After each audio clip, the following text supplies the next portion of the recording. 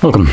In front of me is a Redmi Note 12 Pro Plus, and today I'll show you how you can record screen on this phone. So to get started, let's pull down our notifications and you can swipe to the left to get the second page where you'll find the toggle for screen recording.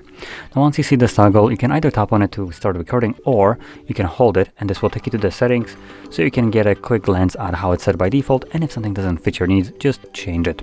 Now I'll touch upon a couple important settings right here, which will be the video quality.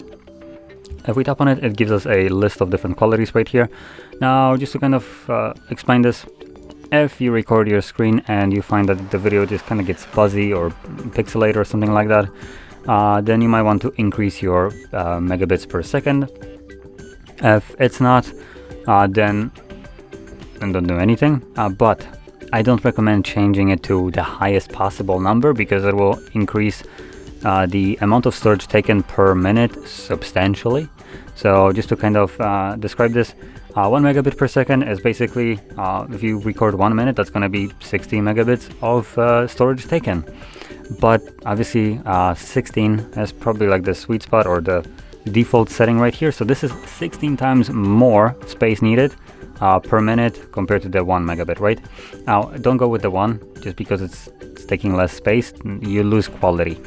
16 is, I think, pretty good, but like I said, if you find it to be a little bit pixelated or something like that, then go with the 24. Anything above that will be just an overkill, so you don't need to go anywhere higher. Now in terms of resolution, it's already set to the highest. I recommend keeping it at that. And then if we scroll down, we also have frame rate. It by default should be set to 24, but I recommend changing it to 30.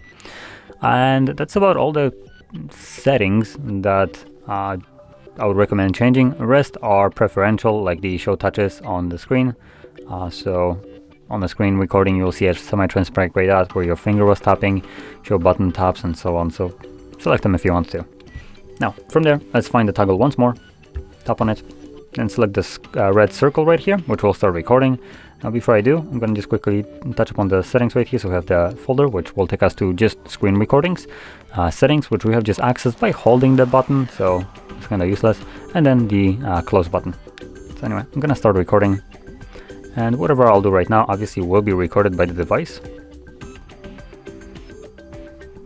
And once I'm done, I can interact with this overlay, as you can see, and then select the square, which will save my screen recording into the gallery application right over here.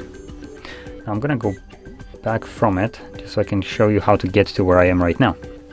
So typically you'd be on the Photos tab, and here you should see your screen recording without a problem. As you can see, there it is.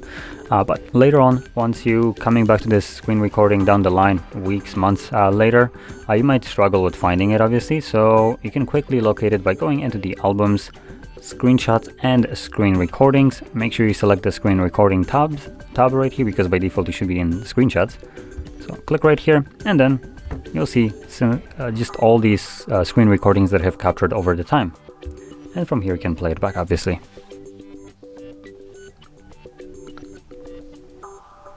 So there we go.